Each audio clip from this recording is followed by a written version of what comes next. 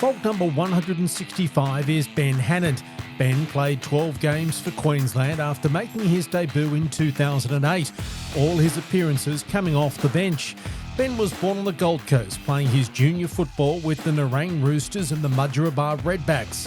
And while attending Palm Beach Currumbin High, he was selected in the Australian Schoolboys team.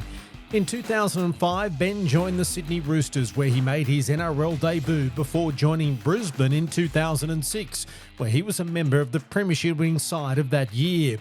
In 2009, Ben was named the Dally M Prop of the Year. A member of the Cowboys' 2015 premiership winning side, Ben played 245 NRL games for 4 clubs and represented Australia in 6 tests. Well, Ben Hannant, thanks for joining us. What does it mean to you to be a FOG? I still don't believe that I'm a part of this incredible group of men. And I remember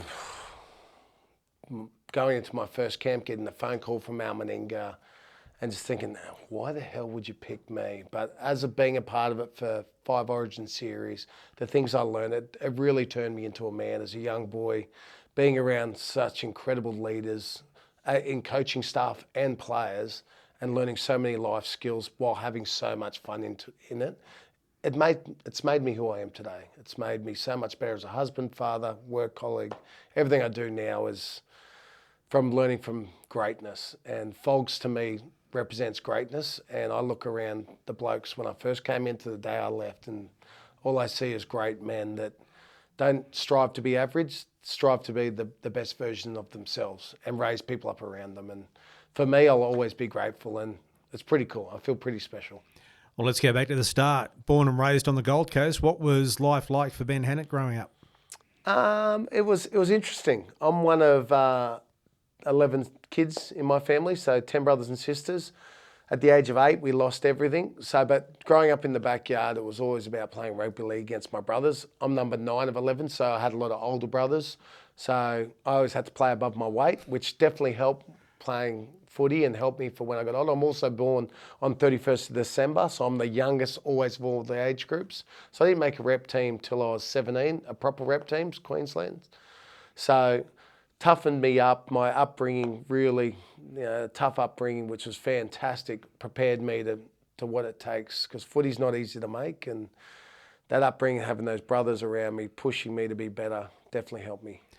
You started at Nerang as a young tacker and sort of made your way south down the coast to go to Mudgeeraba and Burleigh. Tell us about those developmental years and when footy started getting a little bit serious for you. Yeah, well, I started at Nerang Roosters, and I started there because that was the closest club to our house. We lived in Mudgeeraba on a little farm. So I was there with barefoot footy, and then Mudgeeraba came in the competition, so straight away it was closer, so I went to Mudgeeraba. And then when we couldn't field a team, only 9 players signed up for the year, we had to find somewhere else. We went to Burleigh Bears, and at Mudgeeraba we won their first ever premiership under 12s. Then under 14s we went to Burleigh Bears, and we won the 14s, 15s, 16s, 17s, but we got beaten in the grand final by the 18, and the coach was Choppy Close, was coaching his son. We were like the unbeatable team, and Choppy Close found a way to beat us for the Currumbin Eagles. It was Tugan Sea Eagles back in the day, but yeah, found a way to beat us. So that's the only grand final I've ever lost in my history of playing in grand finals, was the one Choppy Close was coaching. You mentioned that you didn't make a rep team until 17. It was a pretty good rep team that you ended up making. Is that when you started getting noticed, when you were at Palm Beach Currumbin? No, I was a little bit younger because I got kept down in grade 1. So I played in like a year 10 competition. Right. So I was actually one of the older kids in this competition. I went really well in it. I got man of the match and got a Broncos shirt or something like that. And I got invited to a Broncos elite squad camp, which was like a 3 or 4 day camp.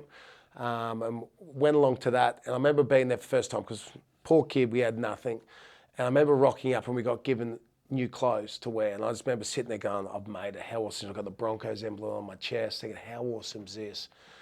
And then Wayne Bennett walks in the room. Wayne Bennett was running the camp and was there at the start, was there at the end, and he came in and said a lot of things to us over the week, but I still remember the first thing he said as he walked in. Wayne's big, 6'5", big, long neck, skinny thing, walks in, so intimidating, he doesn't smile at all. I'm just sitting there thinking, what's the first thing he's going to say to us? And as he walked to the front of the room, he walked there, he stood there. His first thing he said to us was, boys, don't get comfortable. Out of this whole squad of probably 30-odd players there, only one of you is going to make it. Only one of you. The stats tell us only one of you were going to make it. And I looked around that room. Sammy Thaiday was in that room. Brett Seymour was in that room. Neville Koskin was in that room. And a lot of other really good younger kids that were playing. And I remember sitting there thinking, crap, holy, that was a real slap in the face going, I don't think it's going to be me. And we started doing all the fitness, skills, agility, weights, all the testing, the writing down all the scores. And I was at the bottom end of a lot of them, pretty much all of them. I was struggling. And I remember thinking at the end of the camp, I'm not good enough. My dream of being a rugby league player is not going to come true. Like, how do I go home to my mum and dad and my brothers and sisters and all my mates and say, look, I went to this camp and I'm not good enough? And that killed me thinking, how the hell do I tell them the truth? And it came to the last night before we left, and Wayne Bennett probably doesn't even remember saying this to us boys, but it's something that changed my life forever and really it's changed me as a man, a husband, a father, as who I am as a rugby league player. Everything had changed at that camp for me, because he called us in for the meeting at the end. He said a lot of things to us, but one thing he said stuck with me forever. And he said, boys, there's no one better than you, but you're no better than anyone else. And he goes, I want to repeat that. There is no one better than you, but you're no better than anyone else. I remember sitting there just thinking, what the hell is that long neck bloke? What does that mean? I couldn't sleep that night. I was thinking about it over and over again. And it would have been early hours in the morning, it hit me what he actually meant. Is everyone has greatness in them. Everyone has greatness in them. But what are you willing to do to unlock that greatness? You might be fitter than me, but if I go for an extra couple of runs a week and I push myself, I will get as fit as you. You might be stronger than me in the gym, but if I have to do extras, I might have to. Life's not fair. Sometimes you have to do more than others. But if you're willing to do the action, the only person going to stop you reaching what you want is you. There's no excuses, no one to blame. And from that point, I understood that. And I started doing 100 push-ups, 100 sit-ups. I was a chubby little kid then. And my body, within 12 months, my body completely changed. And I never made a rep team. And literally, less than 12 months later, I get picked for Queensland under-17s, playing in front of 80,000 people before the main state of origin. Sonny Bill we played against. I'm not going to lie, we got beat that game, but 19s we went on to beat New South Wales. But that was something that changed my life forever and really made me realise my destiny was in my hands. There's no one to blame but myself. It also taught me to respect other people around me too. Don't think I'm better than anyone else, because everyone has greatness in them. It's up to you to help unlock that, or it's up to them if they want to unlock what they want to be. It doesn't have to be footy, it can be whatever you want to be. So that was something I learned at a young age, and it completely changed my mindset that if I wanted something bad enough, I have to go after it and do extras or whatever it takes to get it. And if I want it, no one's going to stop me getting it. We also selected for the Australian Schoolboys, and then that sort of kick-started a career that started at the Brisbane Broncos. So how does a boy from the Gold Coast end up at the Broncos? Well, from Cyril Connell, he's like the godfather of the Broncos. He was incredible. He sat me down, sat my parents down, and sort of showed me things of what I could improve on, where he sees me, and he always pumped you up. For someone to be so high up in the game and so revered by everyone that speaks about Cyril, he's just the most loving, kind bloke ever. And he was a bloke that made me, I already loved the Broncos, but made me really want to play for the Brisbane Broncos. And he was the one that put me in those development squads and put me on scholarship. And then year 12, I actually got paid to go to school. I was on $7,000 to go to school, so year 12. And first year out of school, I was on a $25,000 contract. And I had to work at a warehouse, and yeah, it was a pretty awesome experience. But you made your NRL debut for the Roosters. What happened there? Well, I didn't want to leave the Broncos, but Wayne Bennett pulled me in, and as you do, there's salary caps and all the different things. And I thought I had a great year. So when I was at the Broncos, I was only supposed to play Colts all year. I didn't play Colts, I played Q Cup, and Kevin Walters was my coach. And so for me, I felt like I overdid what they expected of me, and was playing great footy. And so I was thinking, I'm going in for a contract negotiation. Wayne Bennett, I'm sitting across the table for him. I'm going to get this awesome pay rise. Going in there feeling great. And I sat down. He didn't smile at all. He just literally said to me, all right, Ben, this is how it is. I'm offering you a 1-year deal. You're not training full time, and it's $7,000. You can take it or leave it. That was it. I remember sitting there going, my heart started racing like, actually, I'm like, I want to be a Bronco. I don't want to leave. I don't want to. But I had that moment where I realised, hang on a minute, this isn't right. You've worked your butt off. And I knew the Roosters were after me at that stage as well. And I was sitting there and I'm like, how can this be? And I remember speaking to Wayne about it. I said, Wayne, what were your expectations for me? Like, come here, because Mal, come here to play great footy. I wanted you to, keep progressing your game, all this stuff. I said, well, you told me I was going to play Colts. I outdid your expectations. I played Queensland Cup, reserve grade. I'm an 18-year-old kid playing reserve grade footy in one of the tougher competitions, one down from NRL. And I said, and I was on $25,000 a year. So I've done mine into the bargain. And now, right now, you're saying not only you literally offer me less than like a quarter of what I'm on right now. I said, you can grab that contract and shove it up your ass. And I got up and walked out of the room. And I think from that point, Wayne understood that I knew how to stick up for myself. And I ended up signing with the Roosters, 2-year contract, which was fantastic. And Wayne, as I left, I think he called me up or called me back and said, I want you back at the Broncos. So I said, when your time's up, go down to Sydney, but when your time's up, I want you back at the Broncos. So that made me feel like, we're still mates. It's business at the end of the day. And as a young kid who always wanted to play for the Broncos, that door was still left open, which to me was pretty special. But it was great for me to actually, as a young kid, stand up for myself. And because a lot of footy players get walked over. I've been walked over as well. But that was one moment where I had to stand up and back myself, and it turned out I ended up debuting at the Sydney Roosters. And then returning to Brisbane at the right time to be a part of grand final success, still as a young man. What was that like? Toughest year of my life, by a country mile. Toughest year of my life. And the reason why was because I agreed on, I'm happy, I'm an open book, so I'll share with you. Wayne called me up, I was playing at the Roosters, playing first grade. He offered me a 2-year deal. It worked out to be roughly $150,000 each year for 2-year contract. At the time, I think I was on about 120 at the Roosters. And to me, great, get to go back to the Broncos. He said, yep, done deal, coming home. Rang Ricky Stewart up, told him that I'm not re-signing down there. I'm going to go back to Brisbane. I got a text message the next day saying reserve grade training started at this time. So got dropped from first grade to reserve grade, finished off the year in reserve grade. Came time to thinking about getting ready to move back to Queensland and find out when pre-season is. I called Wayne Bennett up and I get him on the other end going, sorry, Ben, we forgot about you in the system. I'm like, well, it's my own fault. I didn't have a manager at the time either. I didn't sign a contract. We just agreed over the phone. And he said, there's no money left in the salary cap. So I've just got married, just had my first baby. I just bought my first house as well. Interest rates were pretty high at the moment.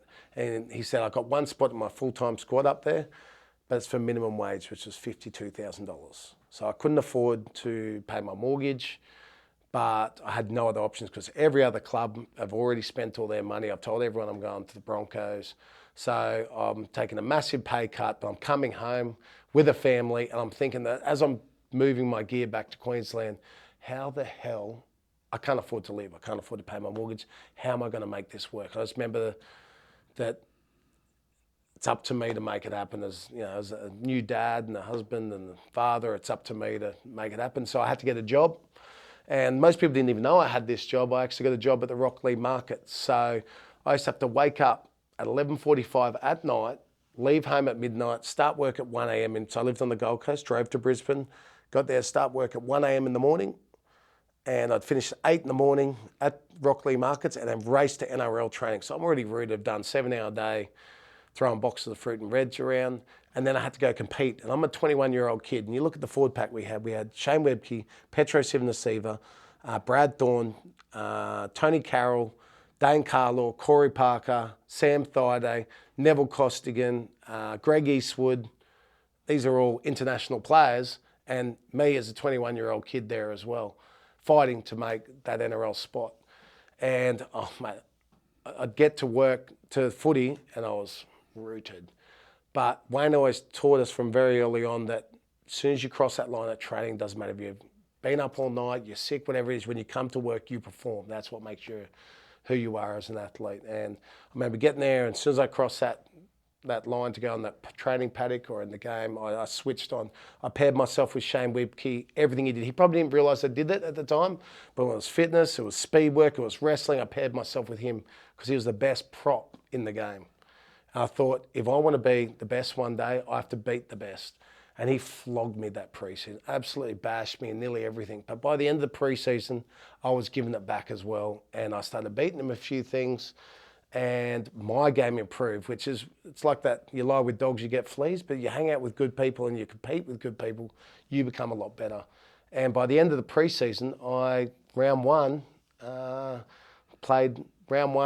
every game, I think, bar one that year, one game, because I had to get a knee clean out. So I played something like 30 games, including semi-finals and finals. And even grand final week, when we played in the grand final, I was still going to the work at the Rocklea Markets. I wasn't getting some U-Butte wage from, I was getting like $16.50 an hour to do it. But I found a way to pay my mortgage. I found a way to put food on the table.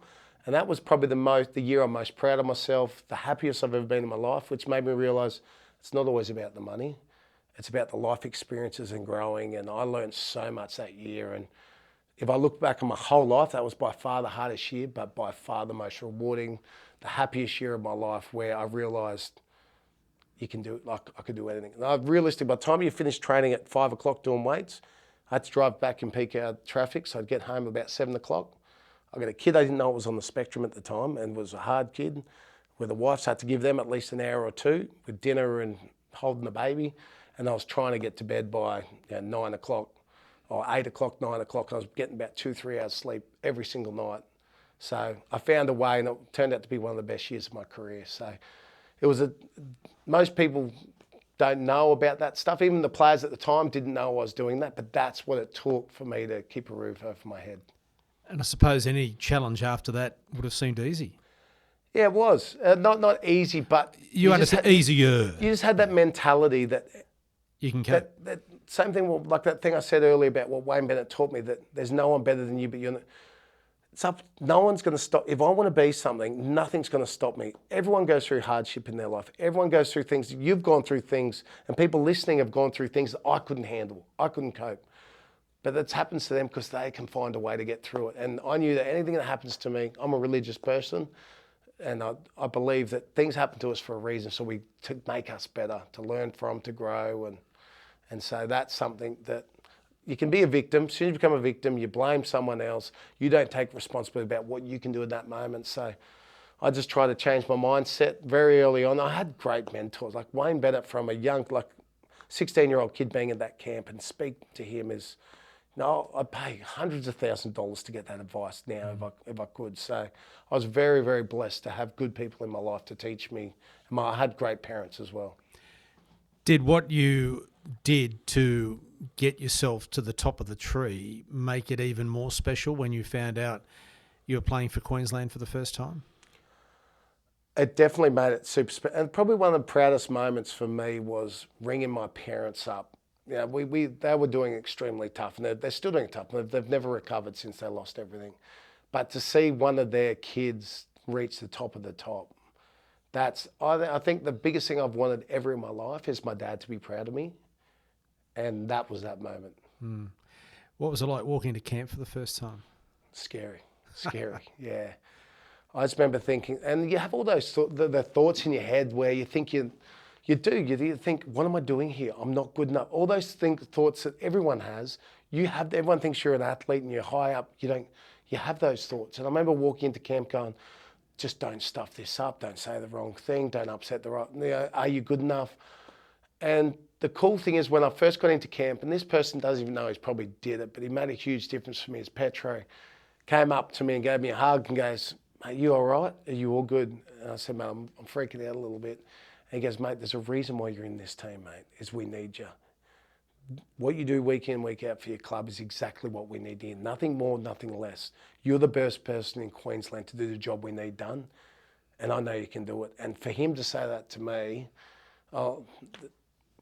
just filled me with so much more confidence and made me realise I belonged to be there, and I should have been there. And that's something I'll be forever grateful. We're mates forever. Petro, I've got his back. We're roommates for Queensland, Australia, for club as well for a while there at the Broncos. So he's someone that's had a huge part of my career. Can you explain what it's like running out with the Queensland jersey on Yep, for the first time? I can, because that's the best feeling in the world. If you could bottle that up and sell it, you'd be a billionaire, because it's unbelievable. I debuted down in Sydney, which I'm glad I did, because when I came to Queensland here at home was 3 times louder. But I can tell you, my debut game in Sydney, running out there, the thoughts going through my head is, please don't fall over, please don't trip over, because I couldn't feel my legs. That feeling of like, I've never done drugs before, but the high, I legitimately couldn't feel my legs. And as I'm running, I'm like, which leg's actually moving? I couldn't tell you which. And I literally felt like I was floating out there, and the noise and the hair on the back of your neck stands up. And that feeling is the best feeling of your life. And as you run out and you just take in this, like the Colosseum, it's like you're going to war. It's incredible. And then lining up there, arm in arm with your mates, and then trying to find your family, your wife, your kids, your mum and your dad in the crowd. And when you spot them, that's something that's, yeah, I'll be forever grateful. That's the best moment. The footy's great and the stuff we achieve's great, but seeing your family members looking at you like they're proud of you, that's pretty cool. I'd imagine for a front rower who's used to potentially receiving the kickoff and having that first hit up and getting involved in the game as soon as you possibly can, sitting on the bench as you did for your Origin matches must have been something that was really difficult. What was that like, wanting to just get out there? It was just what it was. And yeah, it would have been great to get that first kickoff and have that first run off the back fence. But Origin's full of millions of little moments. It's not, it's not one big moment that wins you the game. It's hundreds of little moments coming together as a team and working together as a team. And being involved in those hundreds and thousands of little moments, fighting for that quick play ball, pushing up for sport, kick chase, all those little things that compounds into winning. And that team has done it better than anyone in the history of just doing the little things right. And that's what made that team so special that won 8 in a row, was because it was always about the team. Mal Meninga taught, and the senior players did a great job passing it down to all of us young blokes, was always the team comes first. And you hear in the media, New South Wales at the time, when we were playing, I'm going to do this, I do that. I've never heard Darren Lockyer, Cameron Smith, Thurston, Billy Slater, any of them ever say I. It was always we. And that's what makes Queensland great, is the team comes before the player. Was there a moment that stood out at all in those 12 games? Yeah, there was a moment for me. I had a game, I can't remember which game it was, where I did my knee really bad, grade 2 medial strain. When I stood up, it was like I was on ice skates. I had to come off the field just before half time. And we're doing a tough thing. We had injuries as well. I was on the bed in the doctor's section, and Mal Meninga came in and said, Ben, we need you.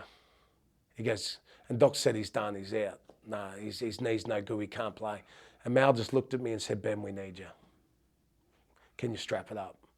And I remember looking at Mal and went, 100%, you can do whatever you want to me. I strapped that bad boy up, they strapped it really tight, but still felt like I was on ice skates.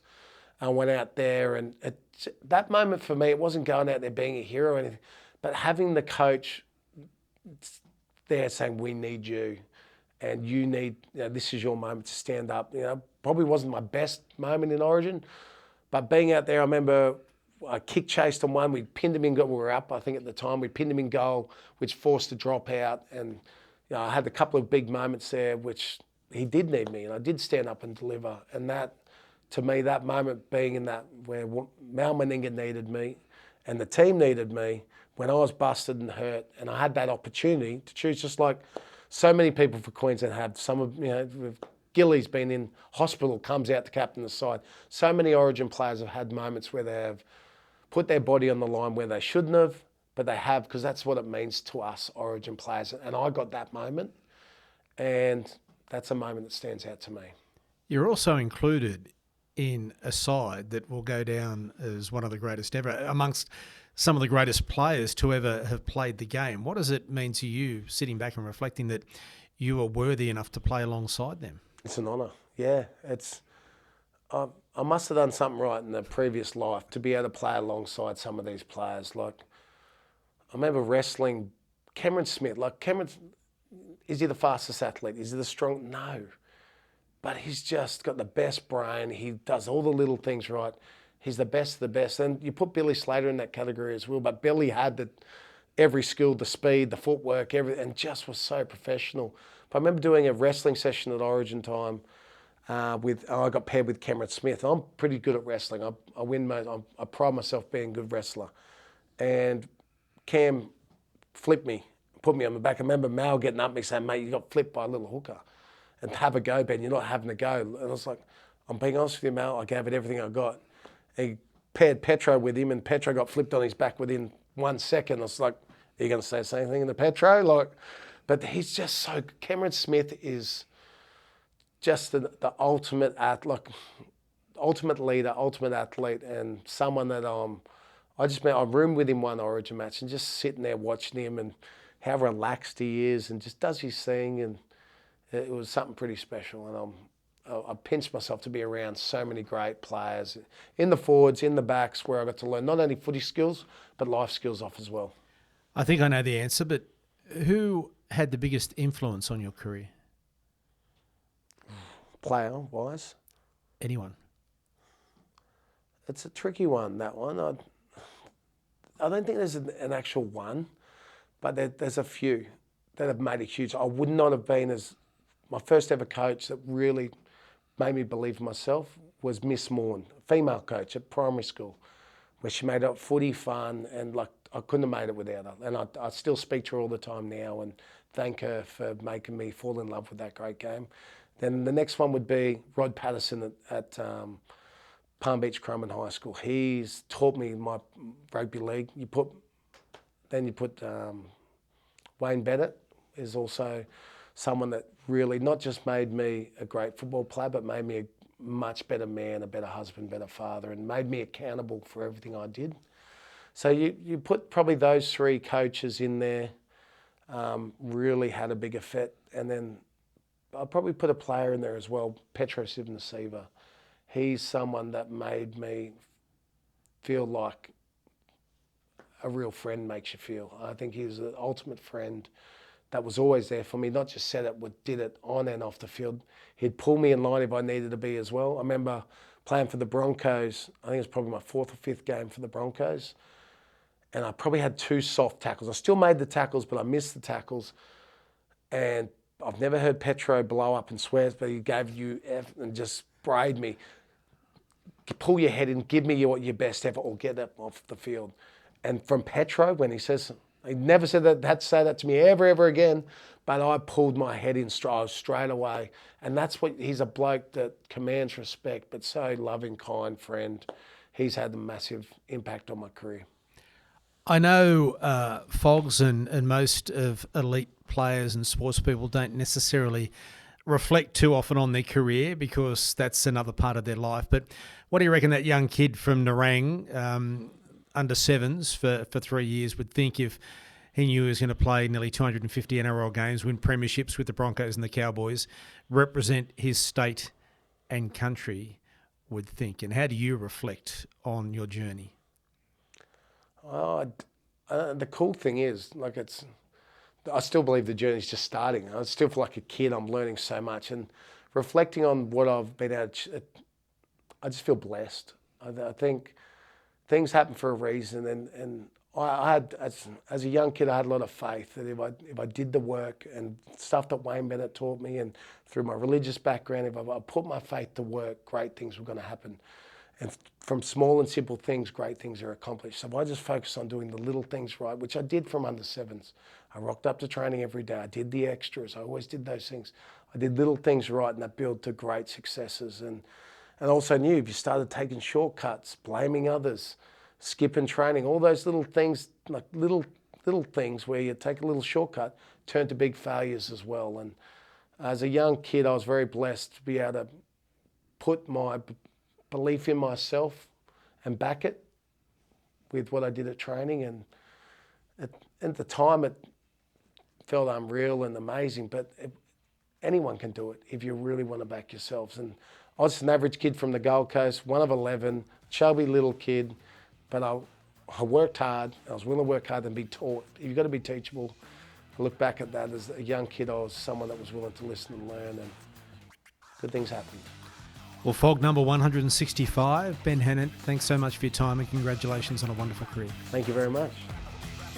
Thanks for watching this episode of the FOGS Queenslander podcast. If there's a FOG you want to hear from, leave a comment to let us know. And don't forget to like and subscribe so you don't miss any of our videos.